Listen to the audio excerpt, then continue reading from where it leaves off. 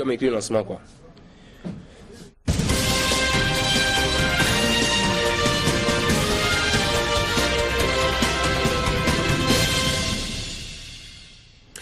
Bonsoir à toutes et à tous, toutes nos excuses pour ce retard indépendant de notre volonté. Une question à l'entame de cette édition.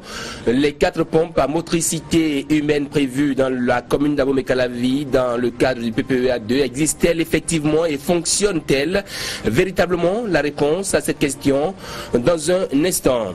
Une semaine de formation au profit des agents du ministère de la Justice et cette question parviendront-ils à examiner les tests portant prévention et répression des violences faites aux groupes vulnérables dont les personnes handicapées? À cette question, la réponse dans un instant également.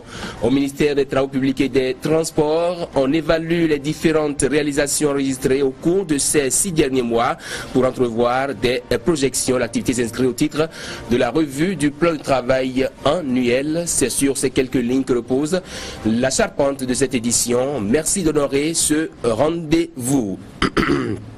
Pardon. Le nouveau maire de Dangbo est officiellement entré dans ses nouvelles fonctions. Mathias Kouanou, alias Akoma, a pris service des mains de son prédécesseur Clément Donagnolofun à la faveur d'une cérémonie de passation de service qui s'est déroulée mardi matin dans la salle de conférence de l'hôtel de ville de Dangbo. Une cérémonie rehaussée par la présence massive des populations. Romain Santana, Tiboua Kholoupé.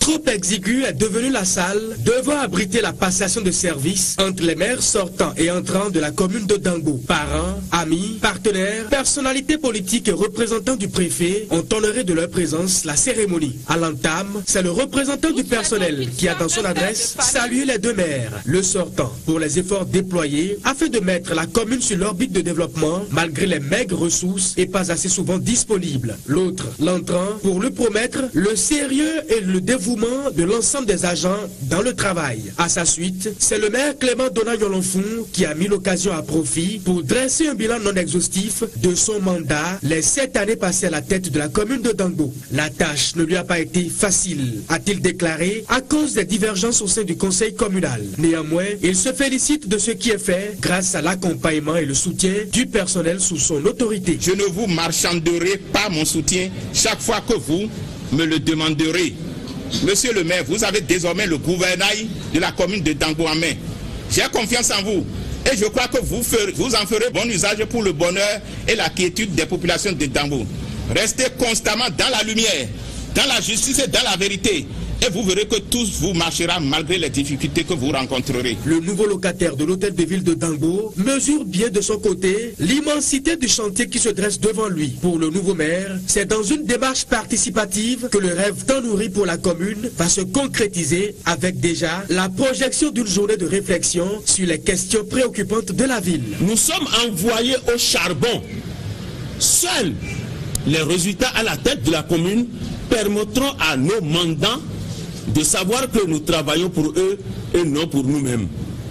Chers cadres et agents de l'administration de la mairie de Dangbo, je voudrais ici vous rassurer qu'il n'y aura pas de la chasse aux sorcières. Seul le mérite sera la clé de voûte de toute promotion. Sachez désormais que vous avez un maire accessible. Mes portes ne vous seront jamais fermées tant que vos préoccupations ont rapport au développement de notre commune. Après la phase protocolaire des discours et sous la direction de Clément Donagnolofun, le nouveau maire de Dangbo, Mathias Kouanou, a pris connaissance du personnel et des différents services qui composent l'hôtel de ville. Tournée gouvernementale de suivi de la campagne cotonnière dans les communes productrices du jour. À la tête d'une forte délégation, le ministre des Travaux publics et des Transports a sillonné des champs de coton à Didja, Zouboudome et Zakota. Contrairement aux espérances, la campagne cotonnière 2015-2016 semble avoir du mal à bien démarrer. Les détails avec Imet Hélène Amoussou. Cette descente fait suite à celle d'il y a moins d'1 mois, consacrée à la sensibilisation des cotonculteurs de la région, notamment sur les différentes mesures prises par le gouvernement pour les accompagner lors de cette campagne cotonnière, mais surtout pour faciliter le déroulement de l'opération. À Djidja, Zogodome et Zakota, Gustave Sono et sa suite se sont rendus dans plusieurs champs de coton afin de s'imprégner du démarrage ainsi que du déroulement de l'opération chez certains cotonculteurs. Ils ont accepté de produire cette année plus de 5000 hectares de coton. Et ils ont fait tout pour installer ces cultures-là. Et le gouvernement aussi les a accompagnés. Mais malheureusement, nous sommes en train de traverser une période de sécheresse très longue, inhabituelle, parce que depuis 20 jours, nous n'avons pas eu de pluie ici. Ils ont encore de l'espoir, les champs sont préparés, ils n'attendent que les pluies pour semer.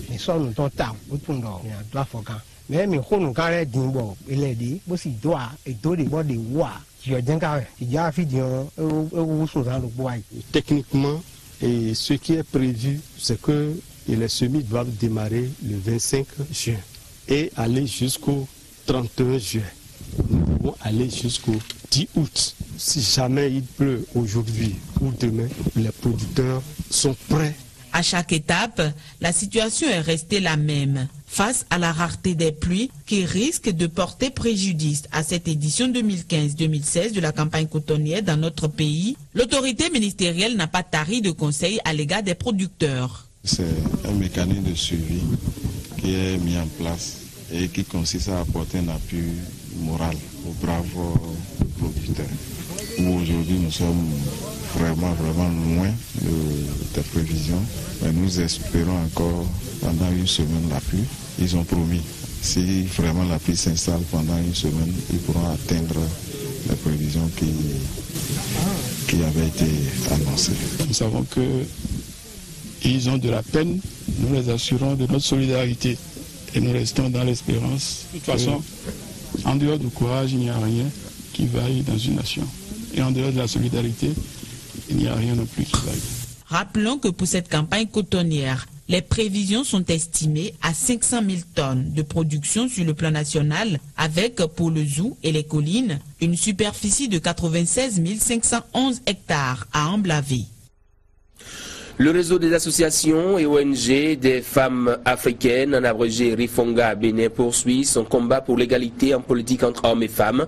Les responsables de ce réseau étaient face aux femmes nouvellement élues conseillères communales, municipales et locales de la partie septentrionale du Bénin au cours d'un atelier de 48 heures qui s'est ouvert ce lundi à Parakou.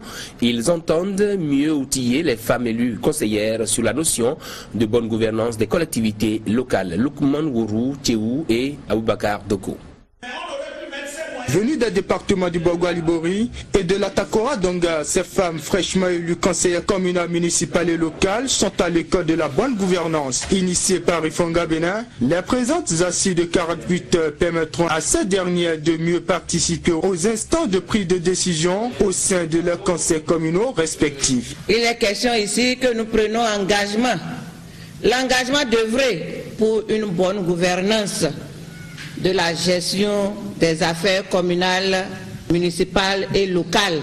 Il faut que nous soyons très productifs pour que dans nos conseils respectifs, que les gens puissent savoir que les quelques femmes qui vont siéger ne seront pas là comme des objets.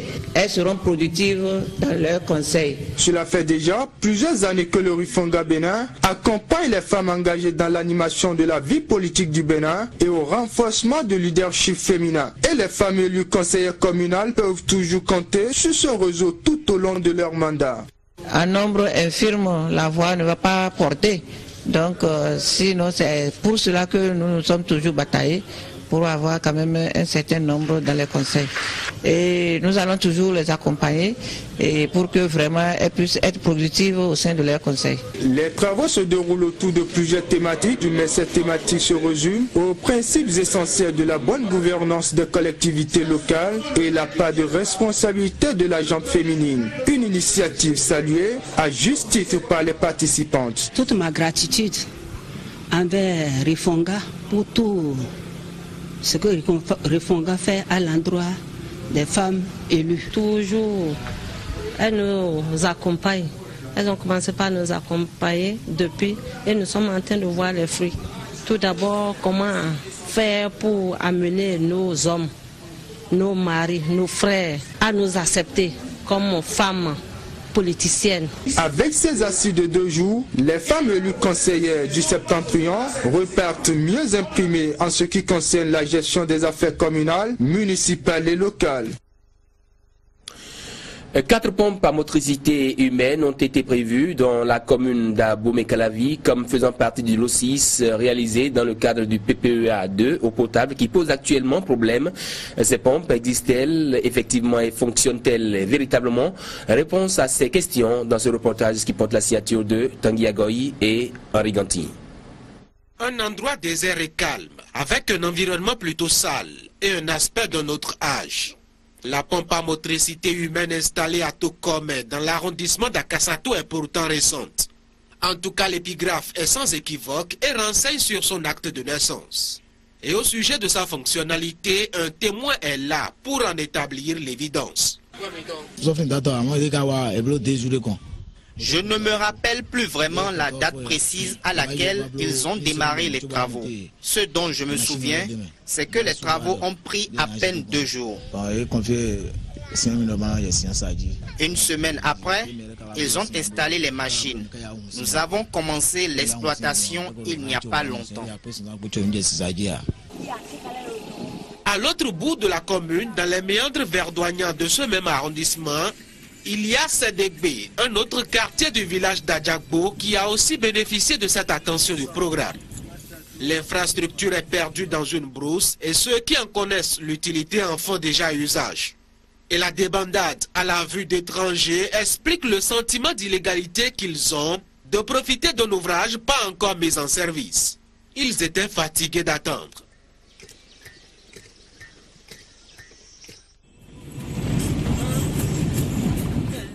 Cap maintenant sur Ouedo.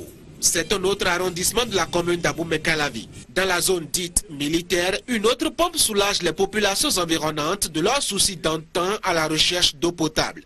L'exploitation ici aussi est sans aval officiel, ce qui fait que la qualité du liquide recueilli est quelquefois sujette à caution.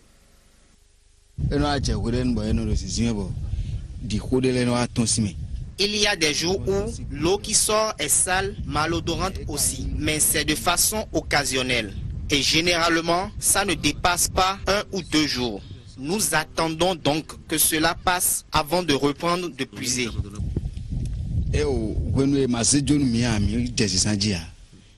On n'a pas attendu que les autorités viennent nous donner l'ordre de l'usage parce que nous sommes dans le besoin. C'est le même souci à quelques 15 km plus loin dans le même arrondissement. À Wagny-Rouhoué, l'oppose cet ennui de qualité, ce qui a d'ailleurs rendu son usage assez inhabituel. Mais dans les registres officiels, le compte est déjà là. 4 nouvelles sources d'eau potable au profit des populations de la commune d'Abomey-Calavi. Les agents du ministère de la Justice se retrouvent dans la salle de conférence de la Cour suprême pour une semaine de formation. Du 4 au 11 août, il sera question pour eux d'examiner les textes portant prévention et répression des violences faites aux groupes vulnérables, dont les personnes handicapées. L'atelier est organisé par la direction de la Commission de législation et de la codification des Sceaux. Émile Azokota, Henri Ganti pour le reportage. En organisant du 4 au 11 août la deuxième session ordinaire de la Commission nationale de législation et de codification sur les tests portant prévention et répression des violences faites aux groupes vulnérables, dont les personnes handicapées, le ministère de la Justice entend renforcer les capacités de ces acteurs au cours de cette session. Les commissaires participant à ces assises auront à travailler sur 2 tests qui permettront de contribuer à l'enracinement de l'égalité des couches sociales. Le premier test, c'est la loi portant protection et promotion des personnes handicapées. Et le deuxième test, c'est un avant-projet de loi, les professionnels de la réadaptation médicale. On a l'impression qu'il y a un pont entre les 2 préoccupations. Protéger les handicapés, organiser leur promotion, éviter que ces handicapés ne soient considérés comme des parias sociaux, mais également tout faire pour que physiquement et mécaniquement et ceux qui ont des affections au niveau de leurs organes et autres puissent être rétablis. Il s'agit donc dans ce texte de prévoir ou de promouvoir dans notre société où tous les citoyens disposent des mêmes droits, des mesures visant à rétablir l'équité et la justice sociale à leur égard, notamment en facilitant leur plein accès aux services sociaux de base, voire à l'emploi. Pendant les 7 jours que dure la formation, ils s'emploieront à la faveur des travaux en plénière à examiner la qualité des documents de défense qui régissent les droits de ces êtres afin de favoriser l'équilibre entre les couches. Le directeur de l'Office du baccalauréat a réuni différents acteurs départementaux pour leur faire le point des délibérations relatives aux résultats du baccalauréat, session de juin 2015, une manière pour Alphonse da Silva de mettre un terme aux différentes allégations mensongères qui ternissent son image. La conférence de presse s'est tenue ce jour, mardi 4 août 2015, au siège de l'Office du baccalauréat à Wologede, Noura Gbemé, Moufid Sabouran pour les détails. Il a convié ses collaborateurs pour leur présenter officiellement le rapport final issu des différentes délibérations du baccalauréat session 2015. Une sortie qui fait suite aux diverses spéculations orchestrées par les réseaux sociaux pour distraire l'opinion publique. Pour le professeur Alphonse da Silva, il est important que la lumière soit faite. C'est une question de dire la vérité de ce qui est fait, au lieu de donner de fausses informations pour nuire. Surtout lorsqu'on dit que la source vient du directeur qui organise le baccalauréat. Alors vraiment, ça jette le disque. Cher directeur, vous avez fait du bon travail. Le premier du Bénin aujourd'hui, ça, il nous vient d'Azové. On va dire que c'est un fils de paysan qui a 54 en série D. Le compte rendu dont la substance a été délivrée fait état de 40 000 admis au plan national, soit un taux de réussite de 34%, toutes séries confondues. Au total, 68 mentions très bien ou 682 mentions bien ont été attribuées. Les informations nécessaires, compilées dans un dossier, sont remises à chaque directeur départemental pour une lecture approfondie des délibérations.